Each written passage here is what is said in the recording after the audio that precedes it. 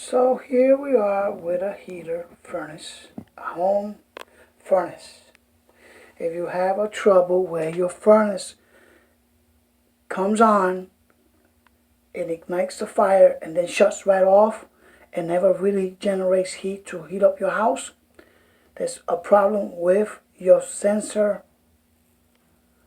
your igniter sensor, which is what ignites or gives, better yet, it gives a signal so the fire can stay on for as long as the temperature you set it on. Anyway, I used to pay a lot of money to do this, and honestly, it's just a rip-off.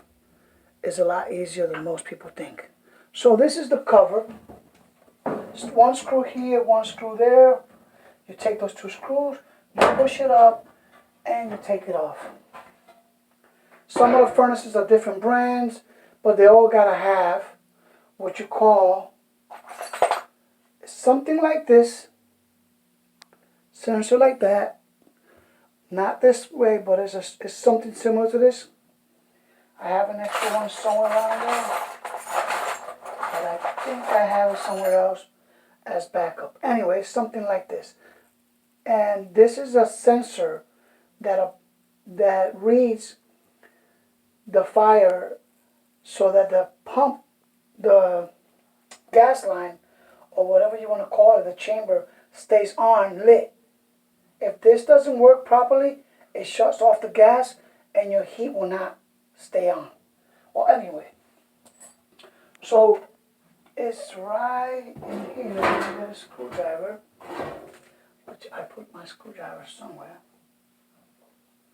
Oh, anyway, so you take a screwdriver and you take this screw off. It's right here. There's a unit there, so that you can do this yourself.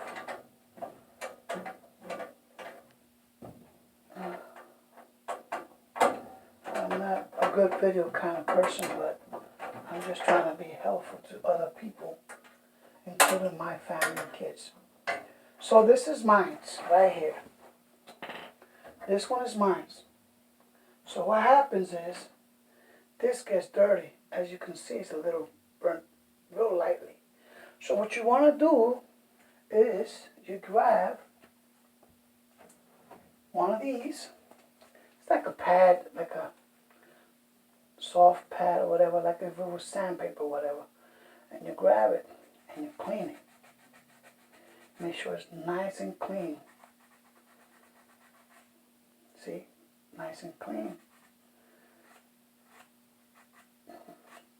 Once it starts doing it again, I got a few of these around for backup. And all you gotta do is take that screw out and change it. Now I'll put this back in there. That's my screw. Put this screw in there so I can put it in there. And put this in there. Okay, so you put it back in that hole and you screw it back in. It's pretty simple. I had one guy come here and did this for me. He told me something he had to change. It was no good. So I got to charge you $45 for that. Another $65 for coming. Next thing you know, it was $185. I told him he never left the part with my wife, so I'm assuming he never changed anything. He just cleaned it. Because a month later, I started doing it again. So then you put the plug, you connect it back on it. Boom. Then you put your cover back on it. I shut off my switch, and now it should come on. And that's that. It's that simple. It's that simple. And now because it's clean, it'll read better, and your heat will stay on. Put this back on.